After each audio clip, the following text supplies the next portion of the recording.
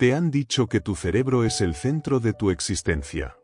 Que tu conciencia, tu memoria y todo lo que eres, nace y muere dentro de él. Pero lo que no te han contado es que, a veces, para encontrar la verdad, tienes que dejar que tu mente muera. Esta es la historia de un neurocirujano de Harvard que lo perdió todo, para encontrarlo de nuevo. La vida es una serie de certezas. La certeza de que el sol saldrá mañana. La certeza de que si sueltas una manzana, caerá.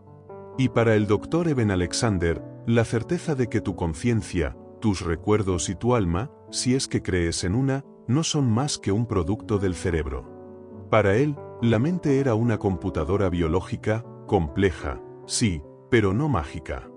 Cada pensamiento, cada emoción, cada memoria, era el resultado de un intrincado baile de sinapsis y señales eléctricas.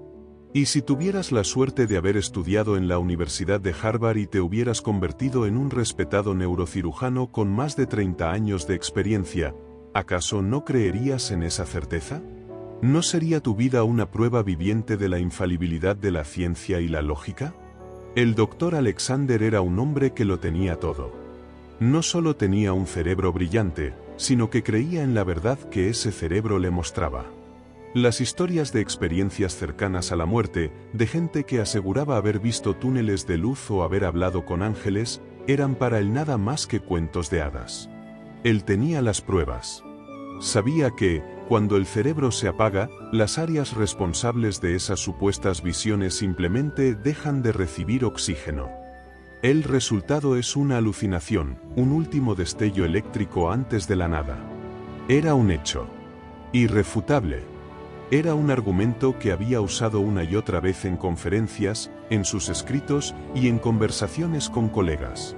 Era un hombre que había visto a la muerte a los ojos, pero siempre desde la seguridad de un quirófano. Y su certeza era su armadura. Lo que nunca imaginó es que esa armadura iba a ser la primera en romperse. El evento que cambió todo llegó sin previo aviso. Fue un día normal, un martes. Por la mañana sintió un fuerte dolor de cabeza, una sensación de mareo, algo que podría haber sido el inicio de una gripe. Pero no fue una gripe. Fue algo mucho más siniestro. En solo cuestión de horas, el dolor se intensificó de una manera que su mente científica no podía procesar. Era una tormenta dentro de su cabeza, un relámpago de dolor. Perdió el control de su cuerpo, se desplomó y cayó en un estado de inconsciencia. Al llegar al hospital, lo que los médicos encontraron los dejó perplejos. Su cerebro, el mismo órgano al que había dedicado toda su vida, había sido invadido por una forma extremadamente rara de meningitis bacteriana. Una bacteria que, literalmente, se estaba comiendo su neocórtex, la parte más sofisticada y esencial de su cerebro. Aquel mismo hombre que había operado a cientos de pacientes, ahora era el paciente en la camilla. Los doctores lo veían, analizaban sus signos vitales y lo único que podían hacer era esperar. Y la espera no era para un milagro, sino para el final. Un equipo de médicos de primer nivel, en uno de los hospitales más prestigiosos del mundo, lo sometió a pruebas tras pruebas. El veredicto siempre era el mismo, y era devastador. Su neocórtex, el órgano que lo hacía ser el mismo, estaba completamente muerto. Los electroencefalogramas no mostraban más actividad que un ligero pulso en la parte más primitiva de su cerebro. Era un estado que en el campo de la neurociencia se considera la nada.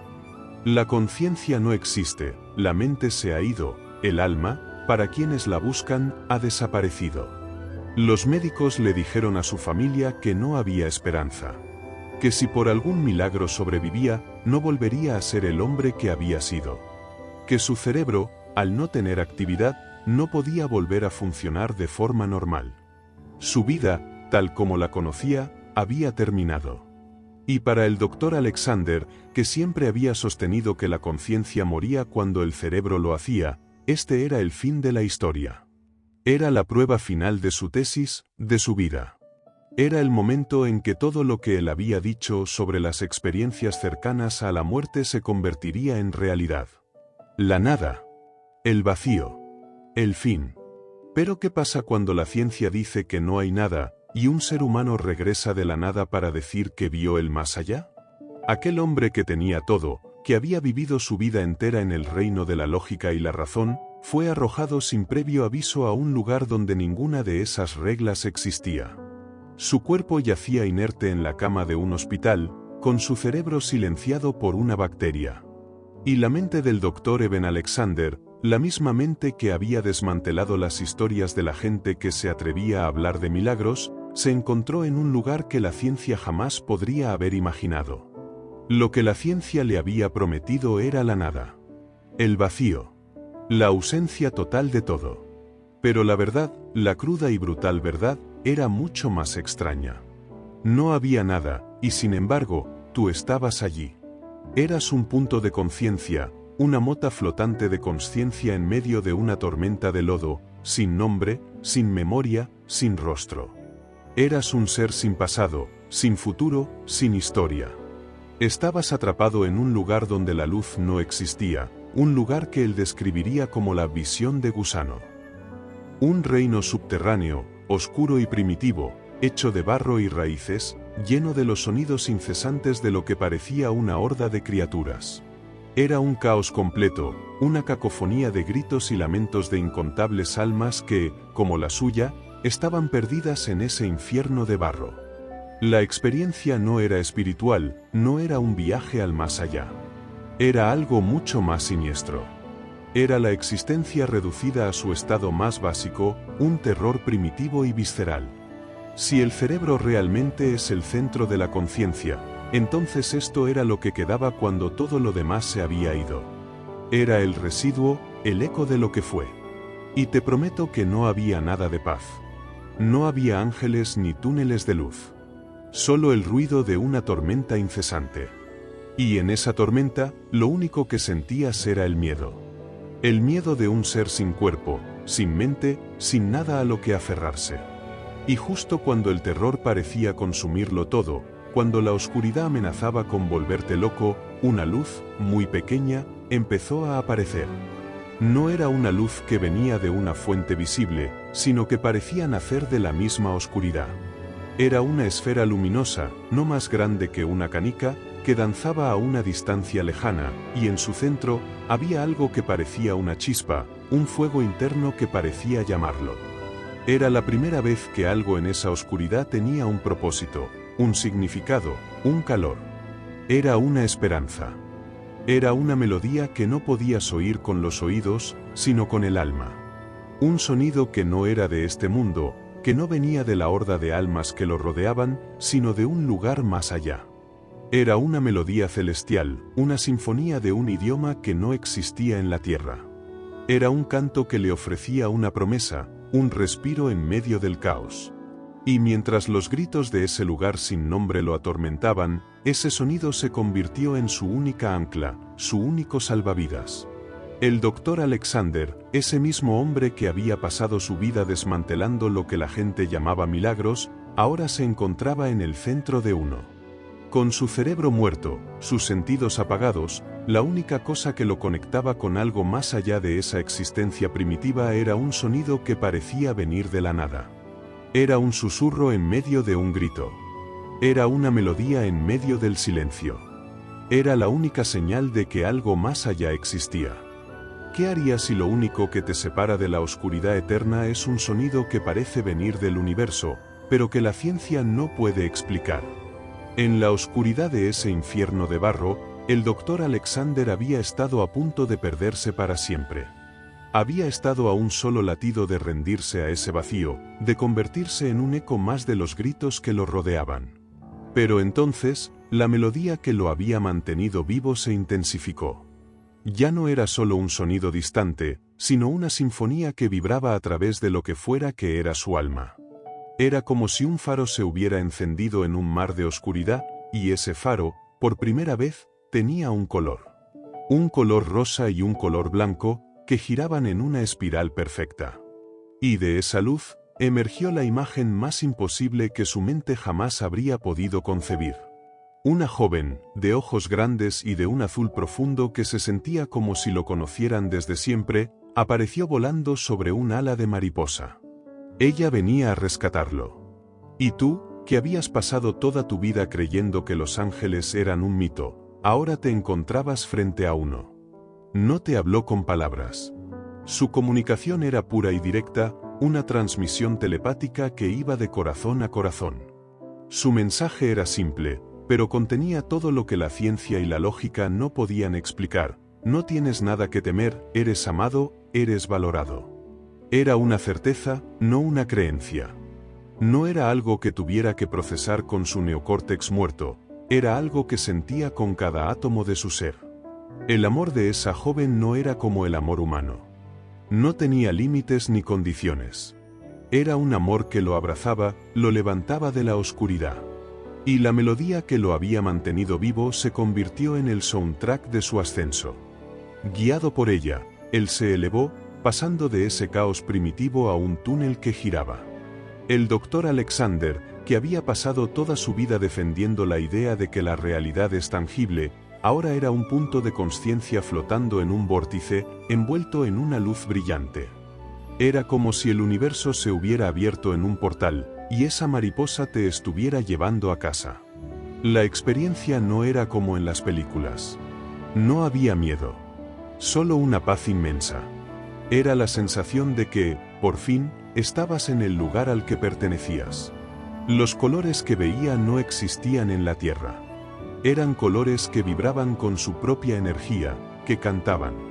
Las nubes, si es que se les podía llamar así, eran como criaturas, como una bandada de pájaros que fluían en el aire como si estuvieran bailando. Y a medida que se acercaba a ese nuevo reino, se dio cuenta de que no estaba solo. Cientos de seres celestiales lo observaban. Ellos no tenían alas, no tenían ropas, solo eran seres de luz que volaban, dejando tras de sí un arco iris de colores. La experiencia te hace cuestionar todo. ¿Cómo puede una persona, cuya mente ha sido declarada muerta, describir con tanto detalle algo que no tiene paralelo en nuestra realidad? Lo que vio no eran simples destellos de luz o alucinaciones. Era un mundo completamente formado, un reino que se sentía más real que la vida que había dejado atrás. Lo más asombroso de todo era que no sentía miedo. Sentía paz. Sentía una curiosidad infinita, una necesidad de entender ese lugar. Y la joven que lo guiaba, la que él llamaría el guía, le ofrecía la paz que su mente científica nunca le había dado. Era una paz que no venía de la lógica, sino del alma. Lo que vio en ese lugar superó cualquier cosa que la ciencia pudiera haber predicho o imaginado. Vio una realidad más grande, más profunda, más bella de lo que la mente humana puede captar. Se dio cuenta de que la vida en la Tierra era un simple velo, una ilusión que nos impedía ver la verdad. Y esa verdad era que la muerte no es un final, sino una transición. Que no somos simples máquinas biológicas, sino seres de luz. Que nuestro propósito no es solo sobrevivir, sino amar. Él, que había pasado su vida argumentando que la ciencia era la única verdad, ahora se encontraba en una dimensión donde la fe era la única ley. Y aunque su cuerpo y su mente estaban al borde de la muerte, él se sentía más vivo que nunca. Era un hombre sin cerebro, pero con una conciencia plena. Un hombre que se había liberado de la prisión de la lógica. ¿Cómo puede un científico que nunca creyó en el alma, describir con tanto detalle una dimensión que la física no puede registrar? El doctor Eben Alexander, un hombre que había pasado toda su vida en el reino de la ciencia, se encontró flotando en un mar de una belleza que desafiaba cualquier descripción. El aire mismo cantaba con la música de un coro celestial, una sinfonía de 1.000.000 de voces que se movían con una armonía perfecta. No eran ángeles con alas, como los había imaginado en su juventud. Eran seres de luz, puntos de conciencia que se movían entre las nubes con una gracia que te hacía sentir que eras parte de todo. La atmósfera estaba cargada de un amor que era tan denso, tan poderoso, que sentías que te abrazaba, que te curaba cada herida, cada duda, cada miedo que alguna vez habías tenido. No había juicio, no había pasado, solo un presente eterno de paz absoluta. Y en ese paraíso, su guía, esa joven que había aparecido sobre el ala de una mariposa, lo condujo a una esfera de luz. Una luz que era más brillante que cualquier sol que conocía. Pero no quemaba, no enceguecía. Te invitaba a entrar en ella. Era el origen, la fuente de la que emanaba toda la luz y el amor que había experimentado hasta ahora. Era la consciencia infinita que él había negado toda su vida. Y tú, que habías creído en la certeza de la física, te encontraste cara a cara con la prueba de que algo mucho más grande existía. La comunicación no fue con palabras, sino con un torrente de conocimiento. En ese instante, Alexander lo entendió todo. Le mostraron que la vida en la Tierra no es un accidente, sino una escuela. Que los cuerpos que habitamos son solo vehículos temporales, ilusiones que nos permiten experimentar la vida, el amor, el dolor, y aprender lecciones que nuestra alma necesita para crecer. Que la muerte, la gran paradoja que él había estudiado toda su vida, no era más que una transición, un velo que te permite ir a casa. Para un hombre que había visto a la muerte como el final definitivo, esta revelación fue la prueba más grande de su vida. La prueba no era una imagen, no era una voz, era una certeza en su corazón. Le enseñaron que la conciencia no es un producto del cerebro, sino una fuerza fundamental del universo. Que el cerebro es, en realidad, un receptor, una antena que sintoniza con la conciencia que está en todo, en el aire, en el sol, en cada criatura. Que lo que consideramos mente es un simple fragmento de la conciencia universal que está en ti, en mí, en todos. Y lo más impactante de todo, le enseñaron que la única realidad, la única ley que gobierna el universo, es el amor. Era un amor que no se limitaba a las relaciones humanas. Era un amor puro, incondicional, una fuerza creativa que no solo une, sino que también da vida. En ese momento, él se dio cuenta de que todo lo que había aprendido en Harvard era una verdad a medias, una pieza de un rompecabezas mucho más grande. Te preguntarás si tuvo miedo, si su mente racional intentó rechazar lo que estaba viendo. Y la respuesta es no. Su mente, esa herramienta que había usado toda su vida para analizar, para probar, para desmantelar, se rindió. El miedo no existe en el universo, solo el amor.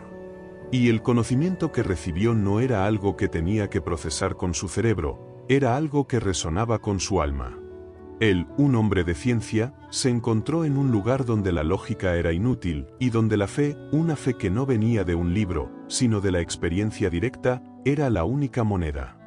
Y aunque su cuerpo y su mente estaban al borde de la muerte, él se sentía más vivo que nunca. Era un hombre sin cerebro, pero con una conciencia plena. Un hombre que se había liberado de la prisión de la lógica. Si un hombre de ciencia regresa de la muerte con la misión de decir la verdad, ¿estaría dispuesto a arriesgar su carrera y reputación para desafiar al mundo? En un abrir y cerrar de ojos, la infinita paz de ese reino se disolvió. Su conciencia, que había flotado sin ataduras, fue jalada de vuelta a la oscuridad, a un cuerpo que no sentía como propio. La última cosa que él recordó fue la sensación de estar en casa, de ser una parte de la luz. La primera cosa que sintió al regresar fue un dolor agudo, el ruido de los monitores y el peso de su cuerpo. Abrió los ojos y lo que vio no era la luz de un paraíso, sino el rostro lloroso de su esposa y el asombro de los médicos que lo rodeaban. Habían pasado 7 días. 7 días en los que su cerebro había estado muerto. Y sin embargo, él estaba de vuelta. Los médicos se miraban entre ellos, buscando una explicación. No la encontraron.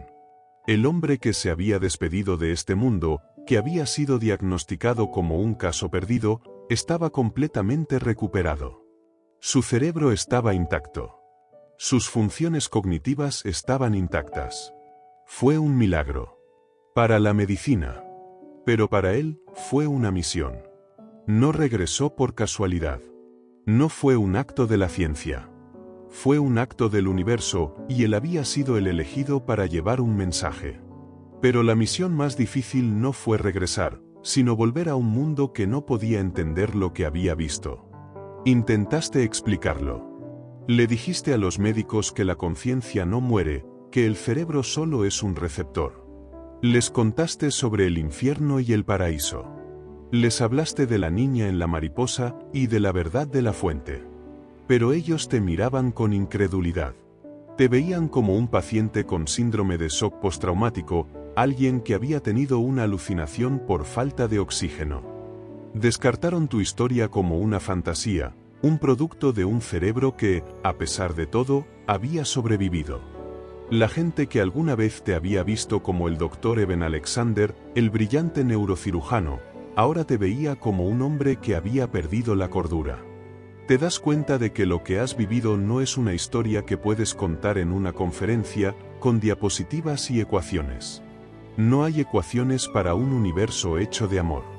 Te das cuenta de que tu vida, tu reputación, y todo lo que creías que eras, ya no tiene sentido. El hombre de ciencia ha muerto. Y en su lugar, ha nacido un mensajero. Un hombre que tiene una verdad en su corazón que nadie puede desmantelar. Los que antes te admiraban te rechazan. Los que antes te escuchaban ahora te ignoran. No importa que hayas escrito libros, que hayas dado clases en las universidades más importantes del mundo. El mundo solo quiere creer en lo que puede ver. Y tú has visto lo que nadie puede ver. Pero la verdad no tiene miedo de ser atacada. La verdad no necesita de pruebas. Y la verdad que recibiste te ha dado una fuerza que no viene de un título, de un puesto o de una reputación. Es una fuerza que viene de un lugar donde la ciencia y la fe se fusionan. Es la certeza de que tu propósito no es solo vivir, sino compartir. Sabes que tu regreso fue por un motivo. Sabes que tu experiencia no fue solo para ti, sino para la humanidad. Y eso es lo que te mantiene en pie, lo que te da el valor para enfrentar la tormenta de críticas y de escepticismo.